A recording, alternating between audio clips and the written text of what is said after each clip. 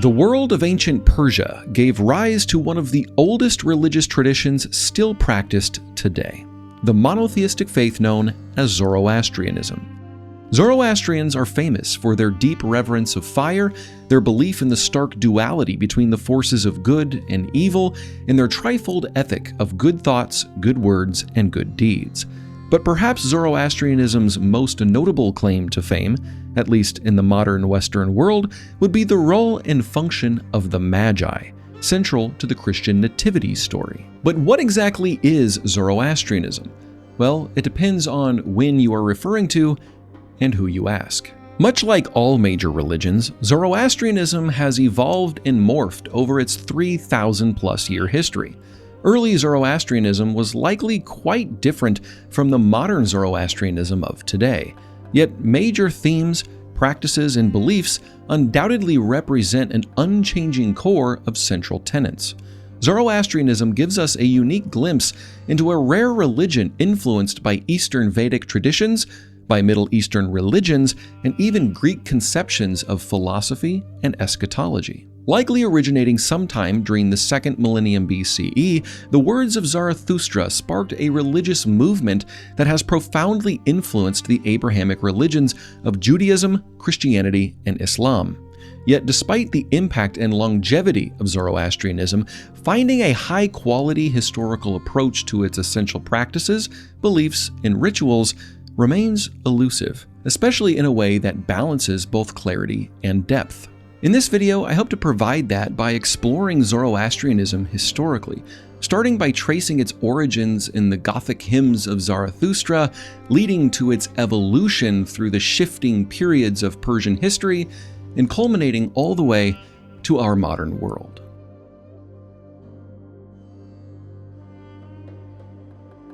What did the earliest Zoroastrians believe? How did they worship? And what were their religious rituals like? Answering these seemingly straightforward questions turns out to be not so straightforward after all. Tracing the ancient origins of Zoroastrianism presents quite the historical conundrum, considering the fact that we don't have any written Zoroastrian scriptures for roughly the first 2,000 years of the religion's existence. Because of this, for the first 2,000 years or so, the Zoroastrian scriptures were, in fact, not scriptures at all. Instead, Zoroastrians had orally transmitted hymns, liturgies, and poems that functioned as the authoritative word of God. In our world today, we often think of a sacred book as being foundational for any thriving religion. But the idea of a written authoritative text in the ancient world was actually quite rare, mainly because most people were illiterate and they couldn't read or write anyway. So it should come as no surprise that ancient Zoroastrians simply didn't feel the need to write anything down. Zoroastrianism likely dates to around the middle of the 2nd millennium BCE, yet their inspired oral traditions were not committed to writing until around 500 to 600 CE. And our earliest extant Avestan manuscripts date to the 1200s CE. For those of us interested in history, this poses a significant challenge in our quest to understand the earliest forms of Zoroastrianism. But fortunately, we are not totally out of luck. We do have access to old Persian cuneiform inscriptions dating to around the late 500s BCE that can give us some important insights into the ancient Zoroastrianism of the Achaemenid Empire. In addition to these inscriptions, we also have access to second-hand sources, such as the Greek historian Herodotus, as well as archaeological and numismatical findings.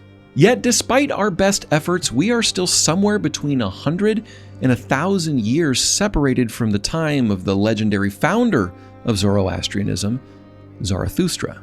Zoroastrian tradition holds that the religion was started by Zarathustra, sometimes known by his Greek name Zoroaster, when he received divine revelations from Ahura Mazda, which is the Zoroastrian name for the supreme creator god of the universe. It was these divine revelations, called the Gathas, that were passed down orally for 2 millennia. The Gathas present several theological conceptions and central figures that must be understood to make any sense of the Zoroastrian religion. According to the Gathas, the creator god of the entire universe is known as Ahura Mazda, which translated means wise lord. In Gothic understanding, Ahura Mazda is the one and only God, the sustainer of the universe, and one who embodies wisdom, truth, and goodness. However, other spiritual forces are said to coexist alongside Ahura Mazda. In the Gathas, Zarathustra talks about two primal mentalities that are in constant conflict. One mentality is good, referred to as Spinta Mainu. The other is bad, called Angra Mainu. In the Gathas, these mentalities were not seen as separate entities or spirits. They were simply manifestations of two distinct natures of reality. Here we have a clean split between the reality of good and evil. Ahura Mazda encapsulates the essence of Asha, which means truth, order, and rightness, whereas Angra Mainu, or bad mentality, encapsulates the essence of Druj, which translates to the lie. Angra Mainu is in a perpetual conflict with Spinta Mainu, which Ahura Mazda is always associated with. This shows the dualistic nature of Zoroastrianism. The Gathas also emphasize not only spiritual dualism, but also an ethical dualism in that humans too can choose between Asha and Druj. In Zoroastrianism, choosing the ethical path, the path of Asha, connects the individual's material existence with that which is happening in the spiritual world. In other words, when someone chooses Asha over Druj, they are participating not only in an ethical decision, but they are also personifying the spiritual victory of Spinta Mainu over Angra Mainu. What happens in the material world has spiritual consequences. In the Gathas, those who follow Asha are called Ashavans, and they are guaranteed the best existence. And after death, their soul will dwell in the eternal light, in the house of song where Ahura Mazda abides. However, those who follow Druj are called Dregvants, and they are destined to fall into the house of the lie, where darkness and wailing shall be their companions. Zoroastrian conceptions of the afterlife expand in later theological works, which we will dive into more in a moment, but in the Gathas, this is about as detailed as Zarathustra gets. The Gathas also mention the Amesha Spintas, which translates to holy immortals. The Amesha Spintas, like most Zoroastrian concepts, get much more complicated and detailed in later Zoroastrian texts. But in the Gathas, the Amesha Spintas are conceptual in nature and represent abstract spiritual ideals. Ideals that are seen as almost naturally filled with Asha. Therefore, the Ashavans are encouraged to follow or adhere to the Amesha Spintas because they inherently promote Asha. In the Gathas, the Amesha Spintas are not entities or beings, only ideals to be followed. But again, this will change in later Zoroastrian texts. As we have already seen, in Gothic cosmology, the spiritual world is split between Spinta Mainu and Angra Mainu, between Asha and Druj. These concepts reflect the dualistic nature of reality as being filled with either good or evil. Even though the Gathas make it clear that Ahura Mazda is the only being worthy of worship, the Gathas don't deny that other spiritual entities exist in the spiritual realm. They are not on par with the authority and power of Ahura Mazda, but they still exist nonetheless. One group of these other entities are called Devas, which can be translated as the false, erroneous gods. Although referring to the Devas as gods might be too strong of a word, so demons might be a more accurate way of thinking about the Devas. Devas are evil, and they are described as entities that represent Druj, chaos, and moral corruption. The Devas are not portrayed as rival gods provoking Ahura Mazda into an epic battle. As a matter of fact, the Gathas don't mention a cosmic battle at all. Ahura Mazda is simply in moral opposition to the Devas, and he warns people that the Devas should not be worshipped. The Devas seem to be only dangerous to the human beings who worship them because then Druj is perpetuated. And remember, what happens in the material world directly reflects what happens in the spiritual world. So promoting Druj in the here and now promotes the ongoing cosmic conflict between Druj and Asha. Along with the evil Devas, there exist the good Fravashis, which are described as spiritual protectors and are associated with the divine will of Ahura Mazda. The Devas exist in the spiritual realm, but are only dangerous in the material realm among the Dregvants. The same can be said of the Fravashis, except they represent good instead of evil. The Fravashis are protectors and helpers to the Ashevans, as we can see in Yasna 33:6, which says, "May the Fravashis of the righteous protect us, and may they aid us in our service to Ahura Mazda, in our devotion to Asha." Just like the Devas, the Fravashis are not other gods, but are lower entities more comparable to angels, at least in terms of spiritual status. Now, in the strict material side of things, Zarathustra in the Gathas calls upon fire to be preserved and honored because it is a divine gift from Ahura Mazda. In the Ahunavaiti Gatha, it says, "Let us not turn away from the fire, which is a gift from the Creator, the source of all light. Let it be kept pure, let it shine in the world." Fire is often seen as a symbol of divine energy, which embodies the principles of Asha. Contrary to popular belief, Zoroastrians do not worship the fire, but they do deeply revere the fire for all that it represents. The same can be said about the earth in the Gathas. In Yasna 33:4, it says, "May we protect the earth, the waters and the plants from corruption, for they are the gifts of Ahura Mazda, and by them we are sustained." These are the theological and ethical axioms presented in the Gathas of Zarathustra.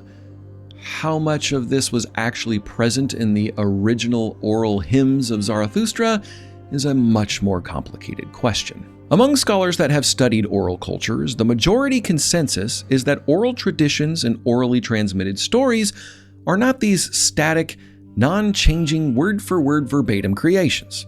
Scholars that study the Iliad and the Odyssey of Homer, for example, know that these bards that produce or sing these epic poems have certain mnemonical tricks they use to remember all their lines, but they don't memorize verbatim. There is no reason to think the original hymns of Zarathustra were remembered verbatim either, but in oral cultures, the core elements of the stories remain. So there's no reason to think the Gathas we have today represent wildly different theological or ethical views compared to when they were first sung by Zarathustra and the first Zoroastrians. With all of that being said, what do we find when we compare the worldview of the Gathas with the worldview of the ancient Persians? To do this, we can look at our Persian inscriptions as sources, which will show us what Zoroastrianism looked like under the Achaemenid Empire, which unfortunately is about as far back as we can realistically go with any certainty. We must be okay with the fact that we potentially have almost 1,000 years of Zoroastrian history that is shrouded in complete mystery. The first similarity we have between the Gathas and ancient Persia are the names that are used. There are several examples I could give to show that many names found in Old Persian inscriptions are also names associated with early Gothic Zoroastrianism. But perhaps the best example of this is the name Artaxerxes, which means something like "he whose reign is through Asha." This reflects the Gothic line, "Give strength and power according to Asha." And while we are on the topic of names, we can look at the days and months of the Avestan calendar, which date to at least the early Achaemenid Empire and likely goes even further back. In the Avestan calendar, all of the months and days seem to have some relation to the Gathas. For example, the first month, Farvardin, translates to Fravashis. The 9th month, Adar, translates to fire, and the 10th month, Day, means creator. This is good evidence that the Zoroastrian worldview had by this point in history become almost synonymous with the Persian worldview as a whole. And if this wasn't enough, there are 18 Old Persian inscriptions that begin with an account of the creation of the world. In the Darius Elamite inscription, Darius praises Ahura Mazda as the great god who established the cosmos, setting in place the earth, the sky, and humankind, making happiness for humanity. Darius also makes mention of the earth being in turmoil due to the work of an evil being whose actions are contrary to Ahura Mazda and the other gods. What exactly Darius is referring to here is hard to pinpoint, but he could be talking about the Devas or perhaps the personification of Angra Mainyu, who does, in later Zoroastrian texts, take the form of an almost equal but opposite force of Ahura Mazda. although it's not totally clear that that's what Darius is referring to.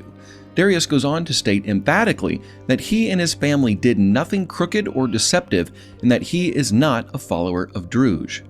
This is by far not the only evidence I could give, but I think it's enough to prove that the worldview of the Gothas and of Zoroastrianism itself was alive and well even in the early periods of the Achaemenid Empire. But with all of that being said, is there anything we can know about Zarathustra himself? When and if Zarathustra actually lived is a hotly debated topic among historians.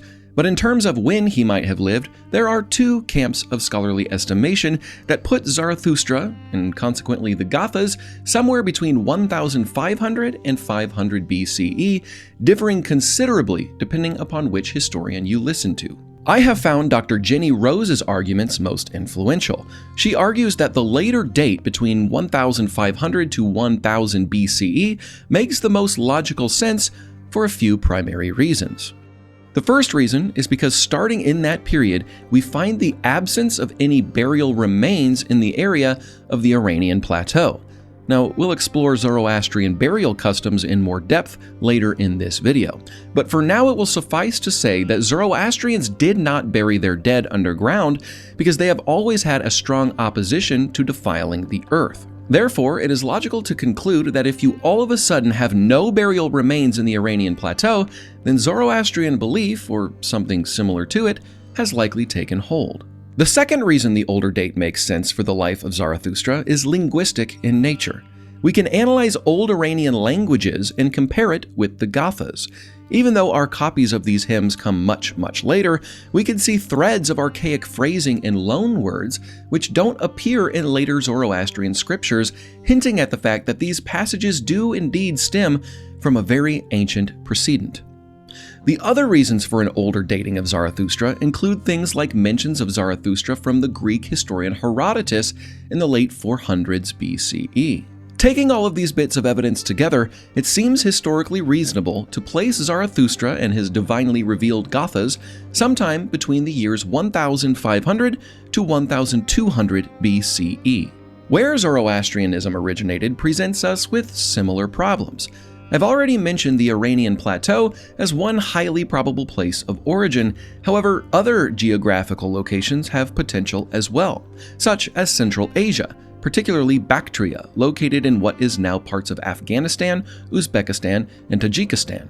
There are archaeological finds from the Bactria Margiana Archaeological Complex, or BMAC for short, that have uncovered things typically associated with Zoroastrianism, but that predate Zarathustra by about 500 years. How can this be? For example, archaeologists believe they have found fire temples at a site called Ganur Tepe, which is located in modern-day Turkmenistan in the Karakum Desert. The fire altar at Ganur Tepe is dated to around 2000 to 1800 BCE, well before the time of Zarathustra. We know the earliest Zoroastrians worshipped in fire temples, so this find reflects the possibility that Zoroastrianism grew out of, or was at least influenced by, a matrix of other sophisticated ancient Central Asian religions. If it is true that Zoroastrianism came from or was influenced by an environment of other similar religions, it becomes that much harder to say for certain when and where Zoroastrianism began, because then the historian must be able to distinguish between the differences between a proto-Zoroastrian religion and the real thing. This is actually true for all religions. For example, when did Christianity officially become a separate religion from Judaism? Well, at first, Christ-following Jews were still considered Jews. So when did the official split occur, and how can we be sure what we are reading really represents Judaism or Christianity? Well, at times, you simply cannot distinguish between the two unless something overwhelmingly Christian is mentioned. And that's really not that great of an example because that's talking about text-based religions, and ancient Zoroastrianism was not text-based. It was oral. And so, as I hope you're beginning to see, tracing the origins of Zoroastrianism is quite complicated, especially in the time from Zarathustra himself to the early parts of the Achaemenid Empire.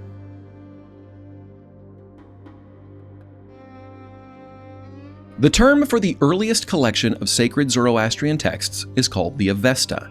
It's a term that refers to the sacred texts written in either the Old or Young Avestan languages, which feature over 1,000 years of Zoroastrian literature. The Gathas, along with something called the Yasna Haptenghati and a few short mantric prayers, represent the oldest section of the Avesta, all of which were originally composed in the Old Avestan language. The Old Avestan language dates between 1500 to 1000 BCE and was initially an oral language with a unique structure and vocabulary distinct from later Iranian languages. It was preserved in a script that was specifically developed for the Avesta. The Old Avestan sacred texts have been incorporated into the later 72-section liturgy, simply called the Yasna. You may have noticed earlier in this video when I was referring to the Gathas that I used the Yasna to reference which Gatha I was referring to.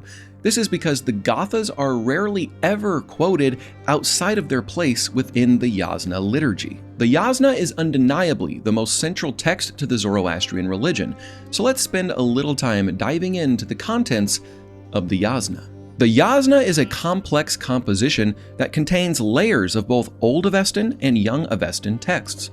Because of this layering of material, the Yasna cannot be dated to one particular period in time, but rather represents centuries of developing Zoroastrian doctrine and ritualistic practices. The Yasna, as we have it today, was likely finalized during the Sassanian period between 224 and 651 CE. And just like the Gathas, we don't have access to the earliest forms of the Yasna, so we don't know for certain what changes might have been inserted over time. There is, however, some evidence to suggest that even as far back as the Achaemenid Empire, Zoroastrians participated in liturgical ceremonies similar to the finalized Yasna of the Sassanian period. These liturgical ceremonies of the Achaemenid Empire could be considered proto-Yasna ceremonies. Today, the Yasna is structured into 72 sections, or heities, and is designed to uphold Asha by strengthening the forces of good while opposing the forces of Druj.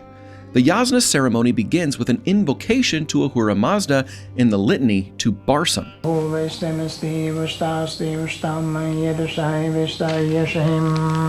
Barsum is the bundle of sacred twigs or rods, seen here, that symbolize harmony with nature and Asha and the interconnectedness of all creation. Then the ceremony continues with the consecrations of the sacred bread and a prayer over the food.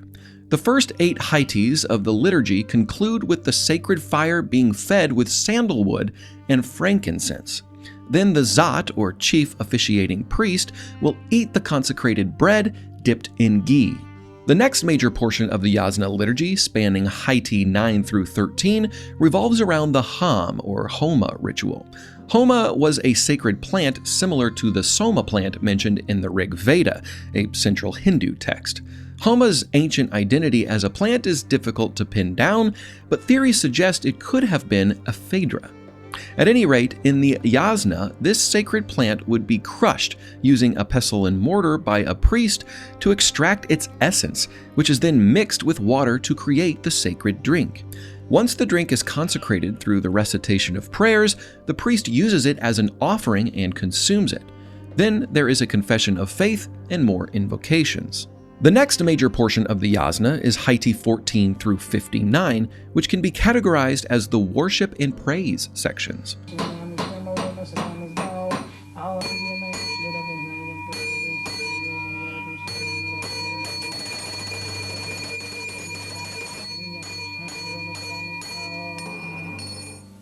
In this section, there are prayers, invocations, hum pounding, praises offered again, plus the recitation of the Gathas and the Yasna Haptenghati, representing the most ancient aspects of the Yasna ritual. The last 12 heities bring the Yasna liturgy to a close by citing blessings to the house of the Ashavan, praising the sacred fire and the consecration of the water for Ab Zoar, which means ritual purification. The ceremony comes to an end with the purifying water being poured into a ritualistic vessel that is symbolic of the purification and the restoration of Asha in the world.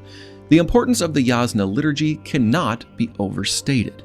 Today, the Yasna is a daily ritual performed by Zoroastrian priests, and throughout Zoroastrian history, even lay people likely participated in the Yasna, especially during festivals, holy days, and significant life events. As central as the Yasna is to the Avesta, it's not the only collection of sacred texts within the Avesta. The Avesta is also made up of 4 other young Avestan texts: the Vidivdad, the Yasts, the Visperad, and the Corda Avesta. Going through each and every single one of these texts individually could be videos and videos worth of information.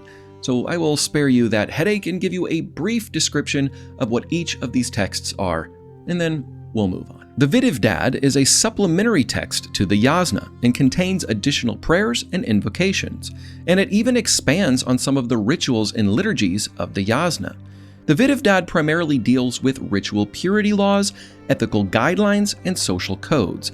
It includes mythological stories and instructions to guard against evil spirits and diseases, as well as guidance on dealing with issues like funerary practices and purification. The Yasts are essentially hymns and the mythological stories of the Yazatas. We will talk about the Yazatas more in just a moment, but basically in the young Avestan texts, Zoroastrian theology progressed to include a group of other entities worthy of worship. These worthy entities are called the Yazatas. There are 21 Yasts in total.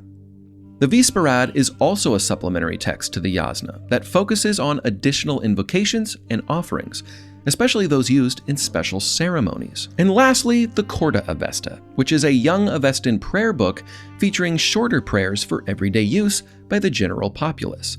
The Corda Avesta is the last addition to the Avesta, and it reflects the Sassanian efforts to make Zoroastrianism more accessible to lay practitioners. The Avesta is a fairly large collection of texts, but is by no means the only authoritative body of scripture for Zoroastrian doctrine and theology. There are Middle Persian and New Persian authoritative Zoroastrian scriptures as well. The Avesta only makes up the most ancient collection of texts written in the Avestan language. If you add the Middle and New Persian texts to the corpus of Zoroastrian scriptures, then the list of authoritative texts gets quite long. And if that's not enough to make your head spin, there is also something called the Zend Avesta, which is a collection of commentaries and interpretations on the Avesta. Zend, or Zand, translates to commentary or interpretation, and these commentaries are often in the Middle Persian or Pahlavi language. So what exactly do these later young Avestan and Middle and New Persian texts reveal about the developing theology of Zoroastrianism? Well, actually, quite a bit.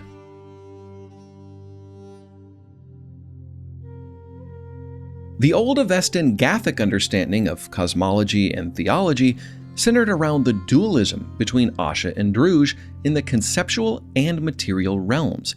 In the Gathas, we see the creator god, Ahura Mazda, on the side of Asha in the conceptual world, and the Ashavans on the side of Asha in the material world. Also in the Gathas, we see the dualistic struggle between the two realities of Spinta Mainu and Angra Mainu, which represent the conceptual nature of Asha and Druj. Also on the side of Druj are the Devas, which are spiritual entities that promote Druj and all the chaos and confusion that Druj brings. But in the Gathas, we don't have any entities that represent Asha in the spiritual or conceptual realm, other than, of course, Ahura Mazda. But that changes in the later young Avestan texts with the introduction of the Yazatas, the Fravashis, and the Amesha-Spentas. If the Devas are the spiritual beings that promote Druj and should not be worshipped, the Yazatas are their spiritual counterparts. Yazatas are spiritual beings that promote Asha and should be worshipped. Yazatas first appear in the young Avestan portions of the Yasna and are the main feature of the Yasts. It's important to note that the Yazatas are not other gods, at least not on the same level as Ahura Mazda, since Zoroastrianism is a monotheistic religion. Although this gets a little tricky with the introduction of the Yazatas, because the Yazatas can be seen as kind of godlike, since human beings, specifically the Ashavans, are encouraged to worship these beings. The Yazatas have significant power, specific domains like water, truth, stars, and so on, and they play active roles in maintaining Asha in the conceptual realm. One of the most interesting things about the Yazatas is that there is no official definitively fixed number of them. In the Yashts, which are texts dedicated to various Yazadas, there are named around 40 distinct Yazadas, but nothing is mentioned stating that these are the only ones. As a matter of fact, Yasna 1.1 makes reference to all the Yazadas, which could suggest that there are vast numbers, maybe even an infinite number of them. What the Yazadas really show is how Zoroastrianism has been open to adaptations through the influence of other cultures and their religions. For example, Mithra was one of the most prominent, if not the most prominent Yazada in young Avestan Zoroastrianism. Mithra is not unique among Zoroastrianism. Mithra also appears in his Sanskrit form as Mithra in the Vedic tradition of the Hindus. A fun question to ask at this point is, who exactly influenced who here? Well, it appears the origin of this religious figure lie even further back in time to the Indo-Iranian religious matrix out of which both Zoroastrianism and Hinduism emerged. Much more could be said about the Yazadas, but for the sake of time, I'll refrain from discussing them in great detail. It will be enough to say that Mithra is probably the most prominent Yazada, being the protector of Asha and the overseer of contractual agreements. He is associated with light and the sun, which of course is also symbolic of Ahura Mazda. Anahita is another influential Yazada, venerated as the female deity of rivers and waters, which, if you remember from the Yasna, is also considered sacred in Zoroastrianism. Sarausha is a Yazada of religious devotion and discipline. He ensures that prayers and rituals reach Ahura Mazda, and he also protects the souls from demonic forces after death. And finally, Trishtreya is the Yazada associated with rainfall and agriculture, making him vital for survival in ancient Iran's arid climate. Another major spiritual development within the younger Avesta would be the rise in prominence of the Fravashis and the evolving nature of the Amesha-Spintas. The Fravashis are complex and multidimensional in Zoroastrian thought. The Fravashis are kind of like the Yazadas in the sense that they are spiritual guardians that spur individuals toward Asha. But unlike the Yazadas, each individual is said to have a Fravashi that existed before your birth and continues to exist after you die. Yet the Fravashi is not part of the Urvan or soul. Fravashis of righteous deceased Ashavans are venerated and are believed to protect their descendants in the living world. When exactly the concept of the Fravashis came into the Zoroastrian fold is, again, difficult to pinpoint. However, it is commonly believed that the most famous image associated with Zoroastrianism, the Fravahar, is a derivation of the word Fravashi, even though the Fravashi are usually associated with feminine characteristics and the Fravahar is clearly male. So the Fravahar is likely connected to the Fravashi in name only. In addition to the Yazadas and the Fravashis, yet another set of spiritual entities emerge onto the scene during the young Avestan period of texts, the 7 Amesha-Spintas, which translated means the benevolent immortals. The Amesha-Spintas are aspects or qualities of Ahura Mazda in the Gathas, but they aren't seen as separate entities. This all changes in the later young Avestan and post-Avestan texts, such as the Middle and New Persian texts. In the younger Avesta, the Amesha-Spintas began to take on more personalized roles and characteristics, while still not being totally removed from qualities of Ahura Mazda. But by the time we get to the Bundahistan, an impactful Pahlavi Zoroastrian text, the Amesha-Spintas are fully developed as separate, quasi-personal deities, each with their own unique characteristics and functions. A total of 7 Amesha-Spintas are said to exist, and Ahura Mazda is considered the first. After Ahura Mazda comes Asha Vahishta, meaning best Asha, then Vohumana, meaning good thought, then Zathra Vayara, meaning deserved rule, then Aramati, meaning devotion, then Haruvatat, meaning wholeness, and lastly Ameritat, meaning continuity of life. These Amesha-Spintas became tangible intermediaries between Ahura Mazda and humanity. If these advancements in the Zoroastrian pantheon seem like major developments within Zoroastrian thought, you'd be right. But perhaps no development is as impactful as the evolution of Angra Mainyu in the young Avesta. If you remember, in the Gathas, Angra Mainyu and Spinta Mainyu are simply mentalities that represents the conceptual division between Asha and Druj. However, as time goes on, Angra Mainyu begins to be personified as a separate evil entity with vast power. The lore surrounding Angra Mainyu as a separate spiritual entity seems to be a later development within Zoroastrianism. From the inscriptions we have in Old Persian, Angra Mainyu is mentioned but does not yet seem to be personified. So it's likely this development occurred after the Achaemenid Empire and doesn't seem to be universally solidified until as late as the Sassanian Empire between 224 and 651 CE. But once Angra Mainyu is viewed this way, he takes on Satan-like characteristics. Angra Mainyu, sometimes referred to by his Greek name Ahriman, is seen as the embodiment of evil and is portrayed as actively opposing the ways of Ahura Mazda. He is then said to be the creator of the Devas as a means by which to promote Druj in the conceptual and material worlds.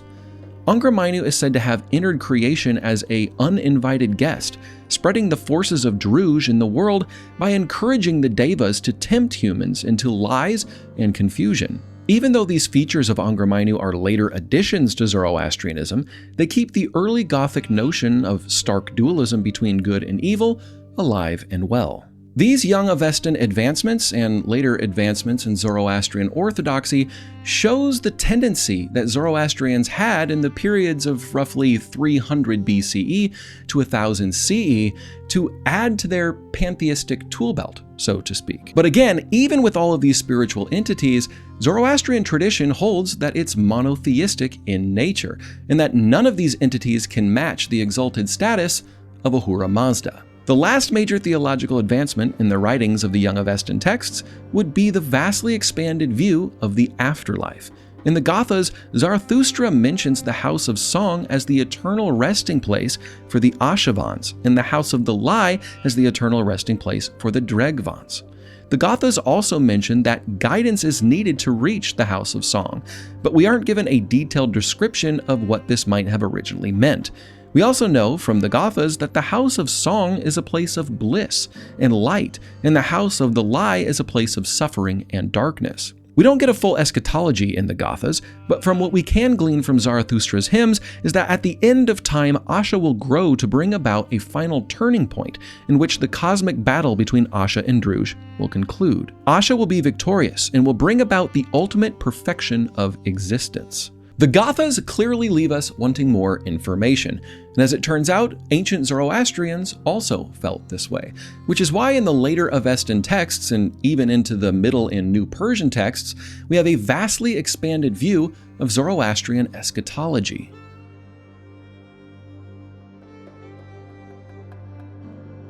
The later Avestan texts take the theme of the ultimate perfection of existence and create an entire theological system around it. This ultimate perfection of existence, where Druj ends and Asha reigns, is called Frasho Kareti.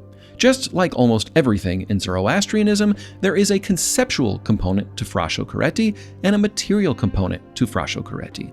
Which, by the way, in young Avestan literature, these two realms are developed and expanded upon and given actual names. The Minog is the name for the conceptual or thought world, and the Gittig is the name for the physical or material world. These aspects of Zoroastrianism were likely influenced by the Greek Hellenism of the late 300s BCE with Alexander the Great's military conquests, because the Minog and the Gittig clearly show similarities with Platonic philosophy. Now at this point, while talking about Zoroastrian eschatology, I find many people have the tendency to sort of combine all of these Zoroastrian beliefs into one, as if this is what Zoroastrians believed throughout all of time since the beginning of the young Avestan texts. But this is not the case. This video is designed to give a historical view of Zoroastrian orthodoxy and orthopraxy. So I must give a small disclaimer here and say if you want to continue to follow the developments of Zoroastrianism in chronological order, careful attention must be given to the texts and the dates of those texts. Before we can dive into the Zoroastrian understanding of the end of time, we must first talk about the significance of the term Saushant. The role and function of the Saushant is yet another aspect of Zoroastrianism that grew and evolved over time, but the earliest references of the Saushant are in the Gathas themselves. The term Saushant appears 6 times in the Gathas, and each mention of them seems to indicate that the Saushants are people who bring benefit to the world by promoting Asha. Zarathustra himself is a Saushant. In purely Gathic terms, the Saushant can be thought of as an Ashavan who takes on a greater leadership role in promoting Asha in the world. By the time of the Yasts, the Saushant is described as a single, divinely appointed savior figure who will come at the end of time to lead the forces of good in the metaphorical battle against Angra Mainyu. In the Zamyad Yasht, the Saushant is prophesied to defeat evil, resurrect the dead, and renew the world. Zamyad Yasht, 1989. He, the Saushant, will make the world progress toward perfection. He will make the world immortal, unslaying, unaging, undying, unrotting, ever-living, and ever-increasing. As time went on, the Saushant increasingly became viewed as a full-blown savior figure, as someone who would have a miraculous birth, being born by a virgin, who, while taking a bath in a lake, would be impregnated by the seed of Zarathustra himself, and this virgin would give birth to the Saushant. Buddhahistan 34:18-19 says 3 saviors will be born, one at the end of each millennium, each from the seed of Zarathustra, which is preserved in the Lake Kansava. The last of these will be the victorious Saushant, who will bring about the Frashokareti. At the Frashokareti, or final renovation, all dualism is ended, meaning at the end of time, the struggle between good and evil, between Asha and Druj, will finally end. Druj will be no more, and the world will return to its original state of perfect harmony, just as Ahura Mazda intended it. The Frashokareti applies to the Minog and the Gittig equally.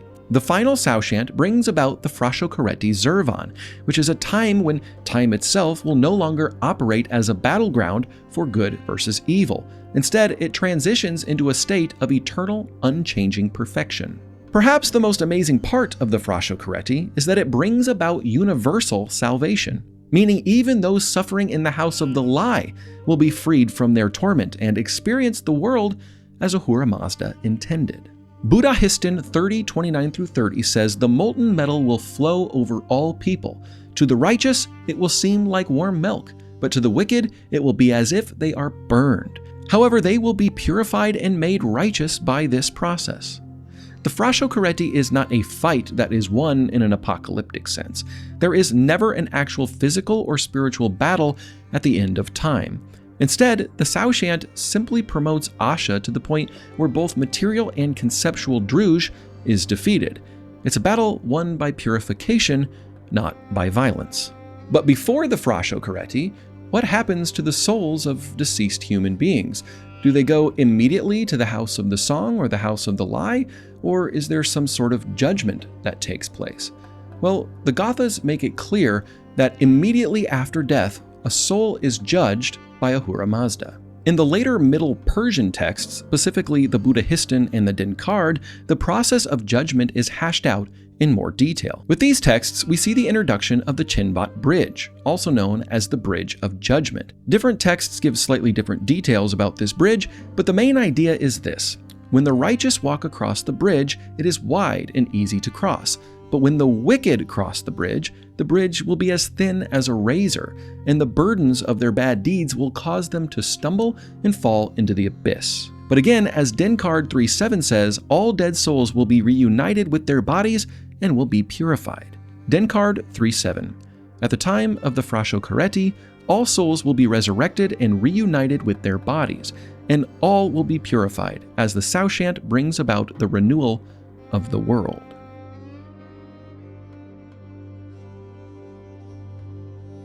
It might seem weird that we are this far into a video about the history of Zoroastrianism, and we have not yet talked about what Zoroastrians actually do and how they worship. So let's turn to that topic now. The most ingrained Zoroastrian principle that is foundational for all practicing Zoroastrians today is the trifold ethic of good thoughts, good words, and good deeds. This trifold ethic goes all the way back to Zarathustra in the Gathas as expressed in the Yasna. Yasna 31:7, may we, through good thoughts, good words, and good deeds, bring about the favor of Ahura Mazda. As Zoroastrianism became more codified in the Sassanian period, these principles became more than just a Gathic phrase. They became foundational to the moral philosophy of Zoroastrianism itself.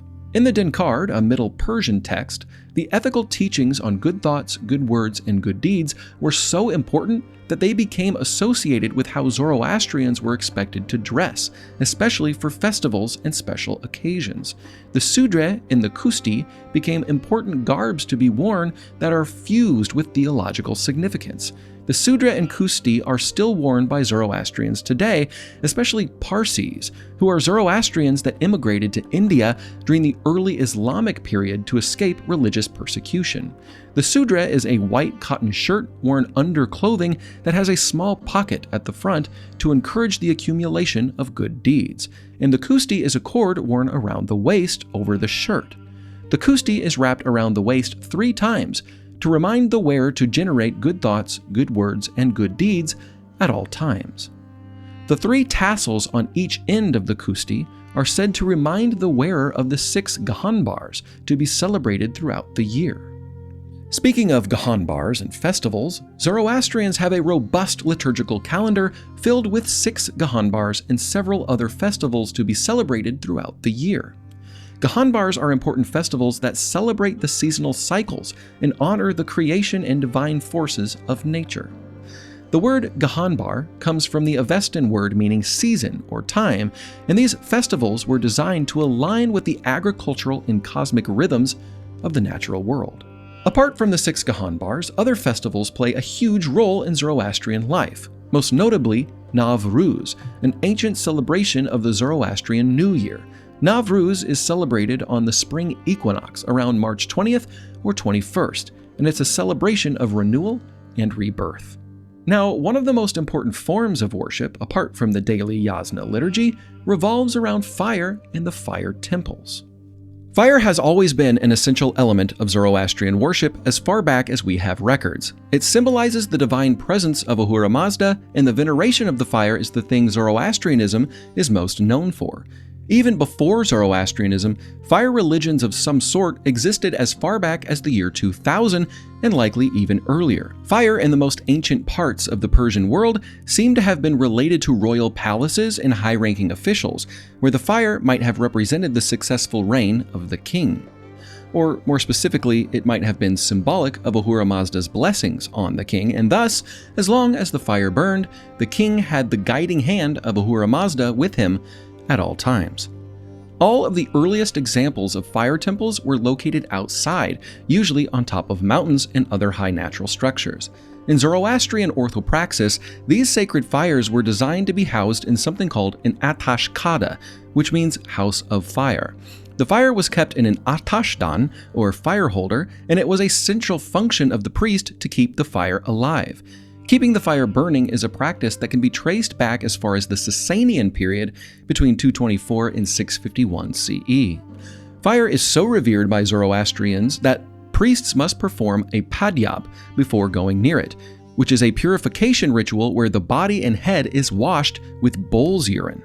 Zoroastrian priests must also wear a cloth covering the mouth and nose to prevent the fire from the potential of contamination. During the Sassanian period, the practice revolving around the fire itself evolved. During this time, types of fire began to be distinguished into a kind of hierarchy, with levels of fire that serve different roles and functions. The highest level of fire is known as the Atash Behram, or the victory fire, and it symbolizes the triumph of Asha over Druj. The fire requires the highest level of ritual purity, and it takes 16 different types of pure substances to create it in an elaborate process performed by a priest. The Atash Adran, or the fire of the Adran, is the intermediate level of fire, ranking just below the Atash Bahram. This fire requires 5 types of pure substances to be consecrated, and it represents the continuity of divine order, but it is more accessible than the Atash Behram. It is often found in smaller regional fire temples and serves as the focal point for religious communities that may not have access to an Atash Behram temple. Then lastly, the Atash Daga, or fire of the Daga, is the lower level fire used in simpler rituals and even in small communities or in homes. It is still treated with respect and revered, but it does not carry the same sacredness as the higher flames. Central to the fire temples are the priests that maintain the fire. the role and function of the priests, like most things in Zoroastrian history, has evolved and changed over time. Undoubtedly, the most recognized faction of the Zoroastrian priesthood would be the Magi. The word Magi is of uncertain etymology, and our earliest sources surrounding them seem to differ in terms of their function and abilities. Babylonian texts are potentially the first to mention the Magi, although the word is never explicitly used. Instead, Babylonian sources such as the Nabonidus Chronicle mention foreign priestly figures participating in the Persian administration during the time of the Persian conquest of Babylon. These sources suggest that these priestly figures were associated with the Median culture and were simply a group of functionaries living in Mesopotamia, referring to them as a group of people who performed certain temple duties for the imperial elites. When we get to the old Persian sources, such as the Behistun inscription, we see the first historical mention of the Magi in the context of a political upheaval following the death of Cambyses II, the son of Cyrus the Great. In the Behistun inscription, one particular man named Gwamada is called a Magi or Magus. In the Behistun inscription, however, the Magi Gwamada is spoken of in a very negative light. He is said to have lied about his identity, and thus, through this act of deception, was able to claim the throne. He is accused of instituting a false rule and destroying parts of the empire's existing administrative and religious order.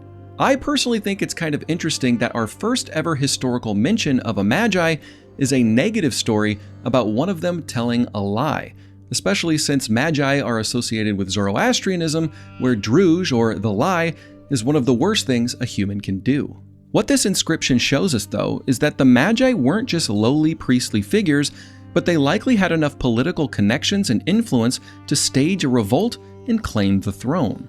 Part of the difficulty in tracing the Magi as far back as we can is the fact that these priests might not have always been called Magi or Maguses, and they likely weren't always associated with the Zoroastrian priesthood, but were originally priests in the broader Median religious landscape. This element, along with the fact that we are dealing with extremely early sources that don't give us copious amounts of backfilled information, all make tracking the Magi's origins extremely difficult.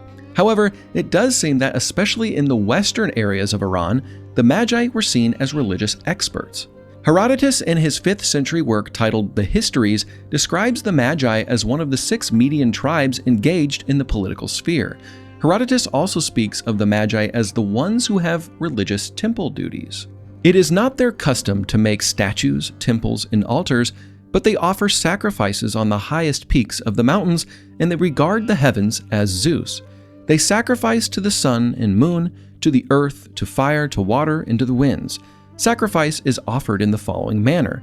They do not build an altar, kindle fire, pour libations, or play music. They wear wreaths on their heads when they lead the victim to a clean place. Then the Magus, who is present, chants over the sacrifice.